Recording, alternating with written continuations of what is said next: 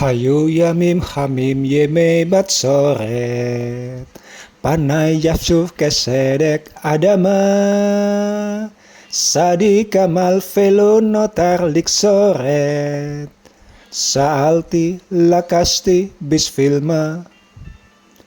החורף שוב היכה בקור כהרף, והמבט כה שגרירי בשדי עיניי, ומשתקי קירות ניבט העצב.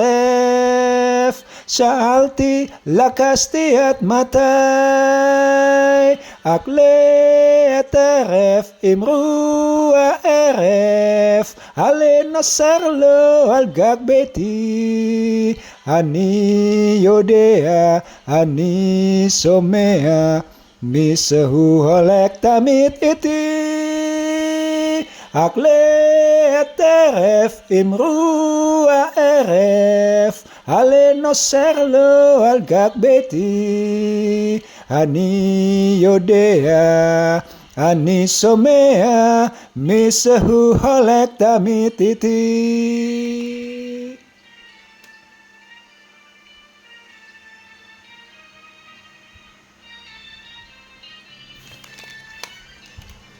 אני סוחר בדידותי צועקת, עלית פניי בשדי כפות ידיי, את צערי קילקתי עם פת לחם, שאלתי האמנם ואם כדאי, לתפילותי אשא כהלכה, עוד לא קשות שפתיי מתוך עוני.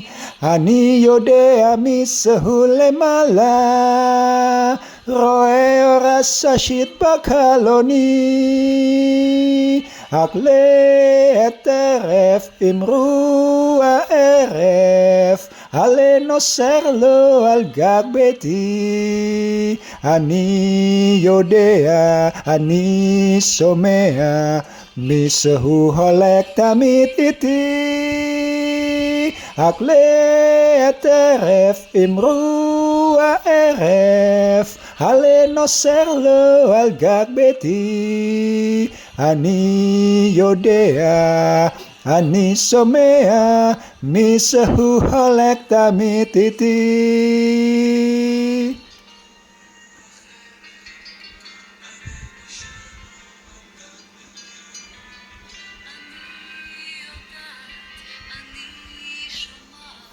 מישהו הולך תמיד איתי. אקלה טרף אמרו הערב, עלה נוסר לו על גג ביתי. אני יודע, אני שומע, מישהו הולך תמיד איתי. מישהו הולך תמיד איתי. מישהו הולך תמיד איתי. Baru kali ini saya nyanyi dapat tepuk tangan. Todah, todah, todah banyak-banyak. Ani ohev at home.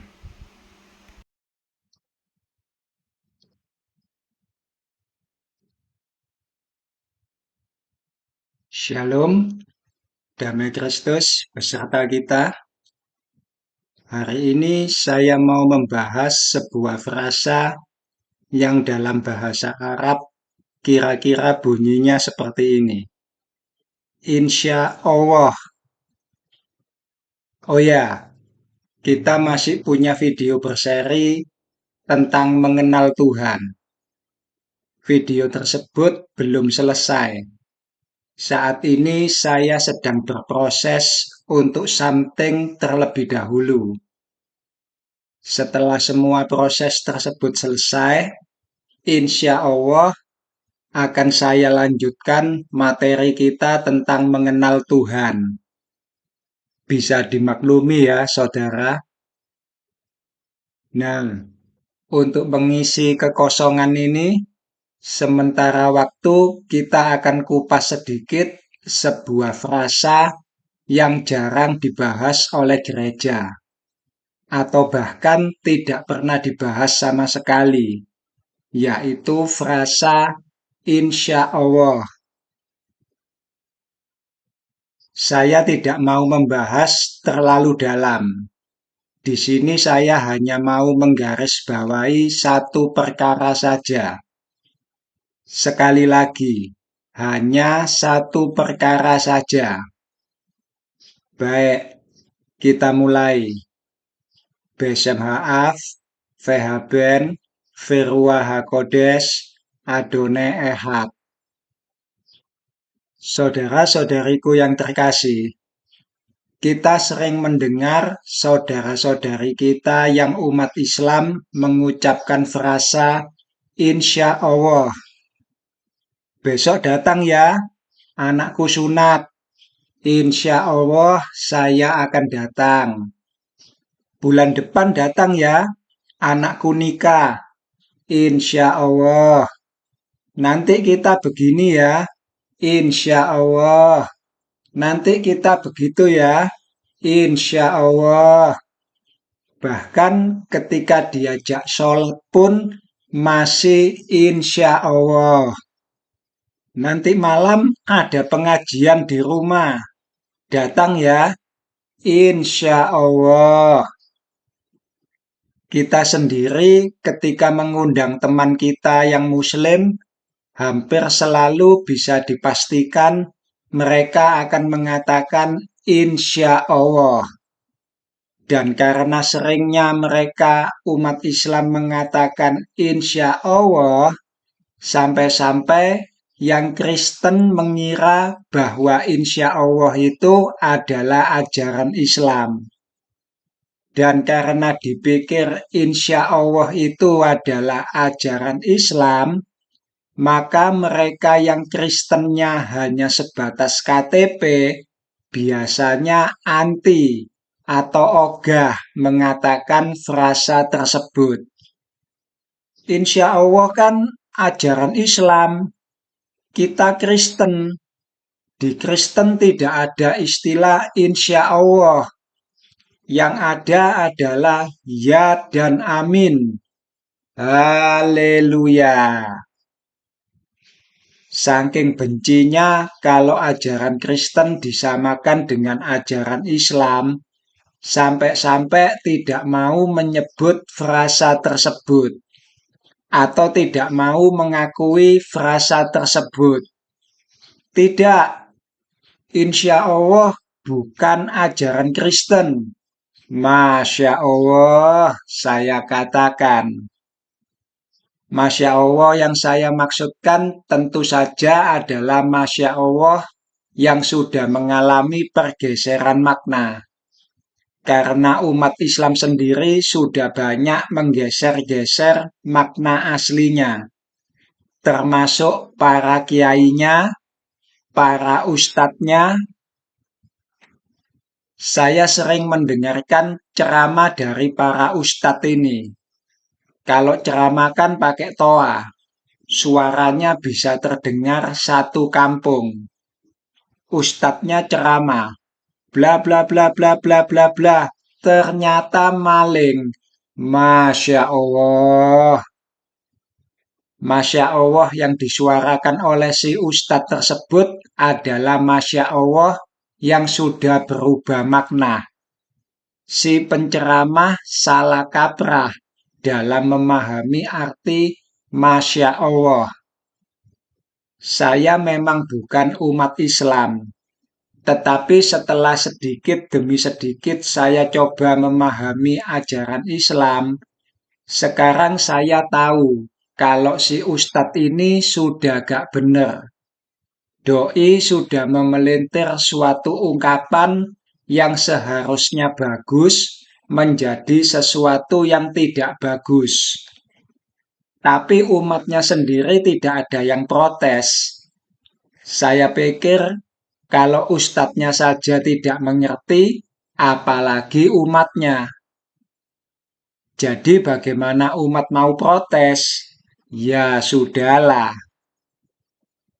Baik, saya lanjutkan. Kita kembali pada frasa insya Allah. Jadi banyak di antara umat Kristen yang tidak mau mengakui bahwa insya Allah itu sebenarnya dikutip dari kitab suci. Kalau kita mau melek aja sedikit, frasa insya Allah itu sudah ada tertulis dalam kitab suci jauh sebelum Islam lahir. Bahkan jauh sebelum Kristen itu sendiri lahir. Sebagai agama, Islam itu baru lahir kurang lebih di abad ke-7 Masehi. Sementara Kristen sebagai agama baru lahir di abad ke-4 Masehi. Tetapi surat-surat dari para rasul yang kemudian dikanonkan menjadi kitab suci sudah ditulis sekitar abad pertama. Salah satunya adalah surat Yakobus. Mari kita buka Yakobus. Kita akan baca sama-sama. Apakah benar ada frasa insya Allah? Saya tampilkan dulu PowerPoint-nya.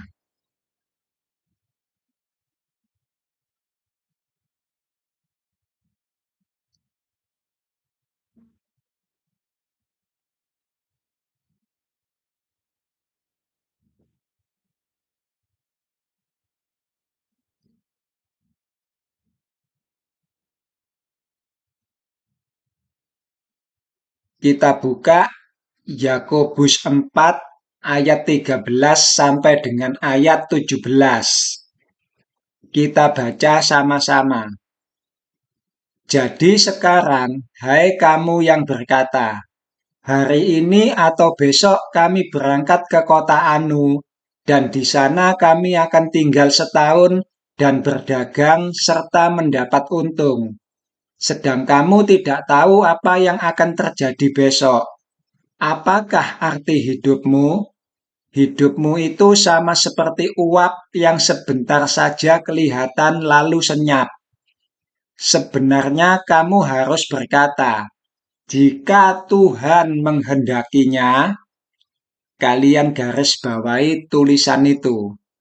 Kami akan hidup dan berbuat ini dan itu. Tapi sekarang kamu memegahkan diri dalam congkakmu, dan semua kemegahan yang demikian adalah salah. Jadi, jika seorang tahu bagaimana ia harus berbuat baik, tetapi ia tidak melakukannya, ia berdosa. Yang bawah itu adalah isinya surat Yakobus yang diterjemahkan ke dalam bahasa Ibrani. Saya ambil dari terjemahan DHG. Link dari mana saya mencontek sudah saya sertakan. Sebentar, saya perlihatkan.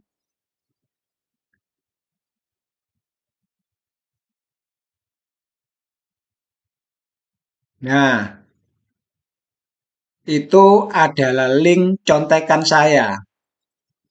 Silakan dibuka sendiri kalau mau belajar lebih dalam. Isinya adalah semua perjanjian baru yang diterjemahkan kembali ke dalam bahasa Ibrani oleh seorang Jerman yang bernama Frank Delitzsch. Susah pisan maca jenenge wong Jerman. Frank Delitzsch. Coba kalau hidung saya pencet. Frank Delitzsch. Bagaimana saudara? Apa sudah mambu-mambu Jerman? Baik, saudara. Sekarang kita akan coba membaca kembali Yakobus 4 ayat 13 sampai 15 dalam bahasa Ibraninya.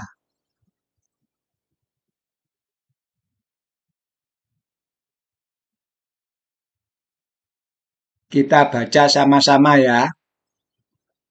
Sebentar, punya saya besarin lagi sedikit.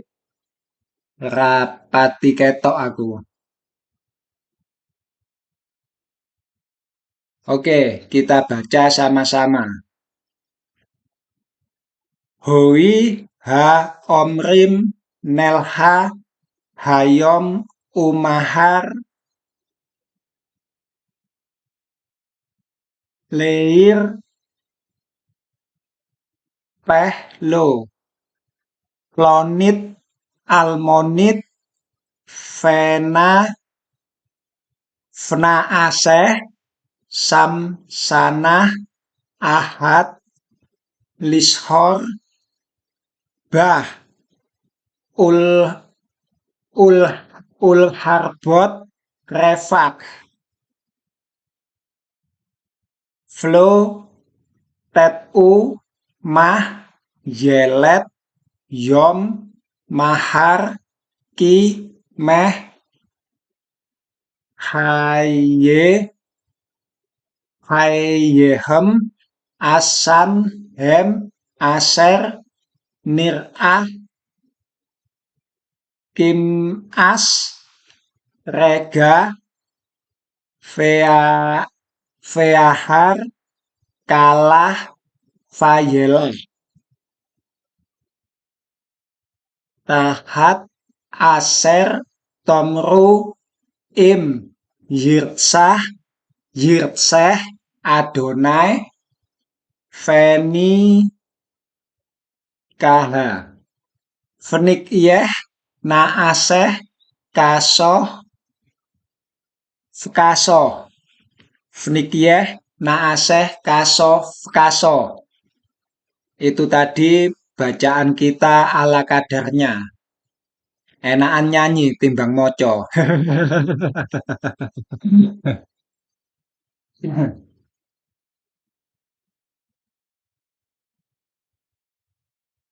Jadi sekali lagi saudara, frasa insya Allah itu sudah ada dalam kitab suci.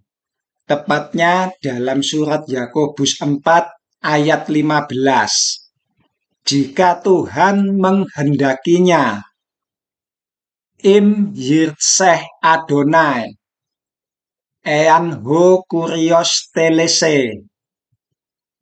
Bahasa Arab, bahasa Aram, dan juga bahasa Ibrani, mereka itu adalah brother language. Sister language kali maksudnya. Loh, saya ini gendernya maskulin. Jatuhnya brother language. Kalau yang bicara gendernya feminin, baru dikatakan sister language.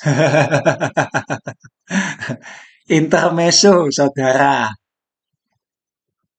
Mari kita lihat bagaimana kemiripan bunyi dua bahasa ini, Arab dan Ibrani. Tentu saja dalam konteks frasa insya Allah.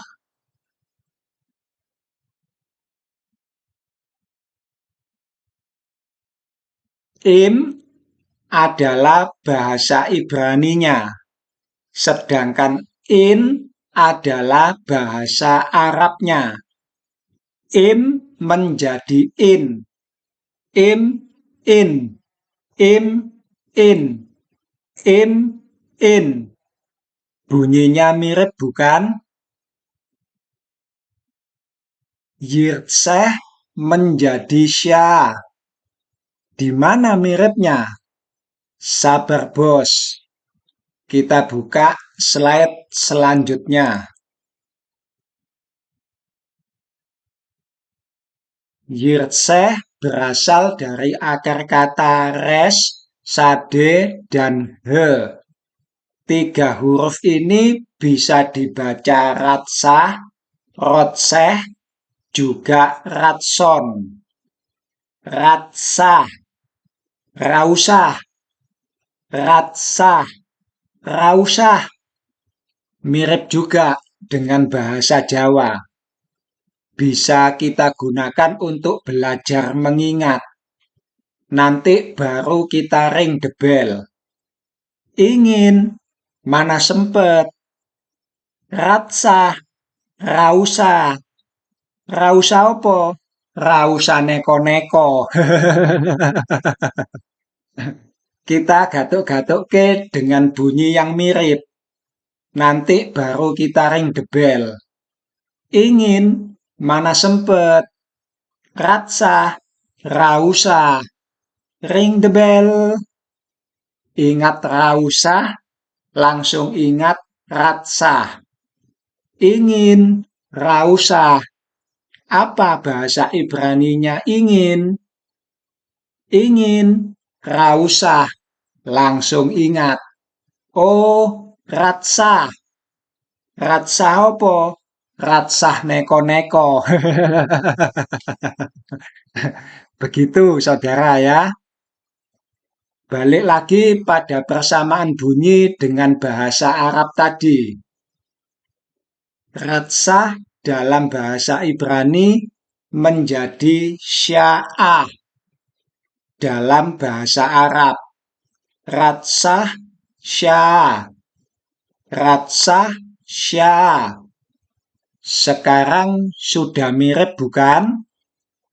Yirseh Adonai menjadi insya Allah. Baik, sekarang saya mau masuk pada apa yang mau saya garis bawahi. Dulu, ketika awal-awal saya mulai mengalami sebuah transformasi, saya sering mengucapkan frasa insya Allah ini. Jika Tuhan berkehendak, saya akan titik-titik-titik. Nah, ketika saya sudah mengucapkan frasa ini, saya benar-benar langsung mencari atau bertanya, apa yang menjadi kehendak Tuhan? Artinya, saya tidak mengucapkan frasa ini dengan serampangan. Contoh misalnya, saya pernah mengatakan, jika Tuhan berkehendak dan saya masih boleh bernafas, kita akan berjumpa lagi minggu depan. Nah, setelah saya mengucapkan kalimat tersebut, saya benar-benar bertanya, Tuhan, apa minggu depan saya boleh meneruskan video saya? Hal itu sungguh-sungguh saya tanyakan. Paham, saudara? Sementara yang terjadi di sekitar saya, rasanya frasa ini seperti diucapkan dengan seenak udele dewe. Mohon maaf untuk saudara-saudari saya yang umat Islam. Sebenarnya video ini memang secara khusus ditujukan untuk kalian. Sebab di kalangan umat Kristen jarang ada, bahkan mungkin memang tidak ada sama sekali yang pernah mengucapkan frasa insya Allah. Tetapi yang sering, bahkan yang over mengucapkan frasa ini adalah kalian, saudaraku, umat Islam. Nanti jam 3 sore kita main basket ya. Insya Allah. Besok kita begini ya. Insya Allah. Lusa kita begitu ya. Insya Allah. Sesungguhnya frasa ini memang baik untuk diucapkan, saudaraku. Bahkan sangat baik. Bahasa Ibraninya itu tov meot. Sebentar, laptop saya lowbat.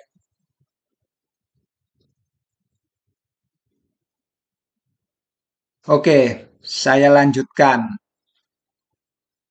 Jadi frasa insya Allah ini sesungguhnya memang baik untuk diucapkan. Tetapi kalau hanya sekedar diucapkan tanpa benar-benar mencari apa yang menjadi kehendak Gusti Allah, maka tof bisa menjadi toaf. Tof artinya bagus, baik. Toaf artinya sesuatu yang menjijikkan, sesuatu yang keji. Nanti jam 3 kita kumpul di sini ya. Kita main basket. Insya Allah. Setelah berkata insya Allah, lalu kita pulang ke rumah, joget-joget, buat ngisi konten TikTok sampai jam 3:30. Setelah keringetan, lihat jam, sudah 3:30. Astagfirullah. Saya lupa jam 3 diundang teman untuk main basket. Lalu kita berkata, oh, ini adalah kehendak Gusti Allah. Gusti Allah telah membuat saya lupa. Gusti Allah tidak ingin saya main basket, tapi joget-joget. Halo, ente waras? Paham maksud saya, saudara? Kalau kalian sudah mengucapkan frasa insya Allah, usahakanlah tindakan selanjutnya adalah benar-benar mencari apa yang menjadi kehendak Allah. Nanti jam 3 kita main basket yuk. Insya Allah. Begitu kalian pulang ke rumah, lakukanlah sesuatu untuk mencari apa yang sudah kalian lontarkan tersebut. Wiritan 100 kali kek, tahajud 7 kali kek, zikir, ratib, apapun istilahnya. Intinya, kalian mencari sungguh-sungguh apa yang sudah terlontar dari mulut kalian. Paham, saudara? Nah, dulu di awal-awal ketika saya mulai bertransformasi, saya selalu mengucapkan frasa tersebut. Dan saya memang sungguh-sungguh mencari apa yang menjadi kehendak Tuhan. Lalu kenapa sekarang saya jarang mengucapkan frasa tersebut? Karena saya bertumbuh, saudara. Saya mulai mengenal siapa diri saya. Dan saya mengenal siapa yang ada di dalam diri saya. Oleh sebab itu, saya berani berkata, sama seperti Yesus yang mempunyai hidup dalam dirinya sendiri. Demikian juga diberinya Odi Suntono mempunyai hidup dalam dirinya sendiri. Dan hari ini saya berkata pada kalian semua, jika kalian sudah mengenal siapa diri kalian, sesungguhnya kalian telah memiliki kuasa penuh untuk melakukan perbuatan apa saja yang ingin kalian lakukan. Dan saya sudah mengenal siapa diri saya, maka saya punya kuasa penuh untuk melakukan perbuatan apa saja yang ingin saya lakukan. Sekali lagi, kuasa penuh, bukan setengah-setengah. Yes, likol. Saya memiliki segalanya. Oleh sebab itu, mohon maaf, saudaraku. Jangankan hanya perkara main basket. Jika ada orang yang meninggal dunia, lalu hati saya tergerak oleh belas kasih, dan saya ingin menghidupkan orang yang sudah meninggal tersebut, saya bisa melakukannya tanpa perlu izin dari Tuhan. Yang saya maksudkan adalah tanpa perlu mengucapkan insya Allah, sebab saya telah memiliki kuasa tersebut. Ketika Yesus menghidupkan Lazarus, apakah Yesus meminta persetujuan dari Bapa? Tidak. Demikian juga halnya dengan seorang Odisuntono. Saya bisa menghidupkan orang mati siapa saja yang ingin saya hidupkan kembali, sebab saya mempunyai hidup dalam diri saya sendiri. Jangan kalian heran akan hal itu, sebab kalian pun juga bisa melakukan hal yang sama jika kalian sudah mengenal siapa diri kalian sendiri. Sekali lagi, saya tahu siapa yang ada di dalam diri saya, dan saya sadar sepenuhnya bahwa kuasa yang saya miliki ini adalah sebuah pemberian, bukan kuasa sejatinya diri saya sendiri. Sebab orang yang saya hidupkan kembali pada akhirnya juga akan mengalami kematian lagi. Saya tahu kapan saya harus mengatakan insya Allah dan kapan saya memakai hidup saya ini untuk melakukan dan memutuskan sendiri apa yang ingin saya lakukan. Dan Yesus pernah mengajar, jangan kamu bersumpah demi apapun juga. Katakan iya jika iya, katakan tidak jika tidak. Selebihnya berasal dari yang jahat. Dan ajaran ini diulang kembali juga dalam surat Yakobus. Sekali lagi, saya tidak ingin masuk terlalu dalam. Saya hanya mau menggarisbawahi satu perkara saja, dan perkaranya adalah itu tadi. Jangan terlalu mengumbar perkataan insya Allah jika kemudian kalian tidak sungguh-sungguh mencari apa yang menjadi kehendak Gusti Allah. Lebih baik katakan saja tidak kalau memang kalian tidak ingin pergi, atau katakan iya kalau kalian memang ingin pergi. Atau perkataan yang demikian, opo jare engko? Artinya, kalian belum bisa memutuskan ingin pergi atau tidak. Makanan yang terlalu banyak dan tidak dihabiskan, kalian bisa berkata mubazir.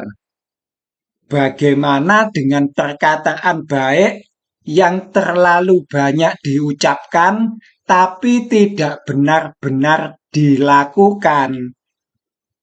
Sesungguhnya para pemboros itu adalah saudaranya syaiton.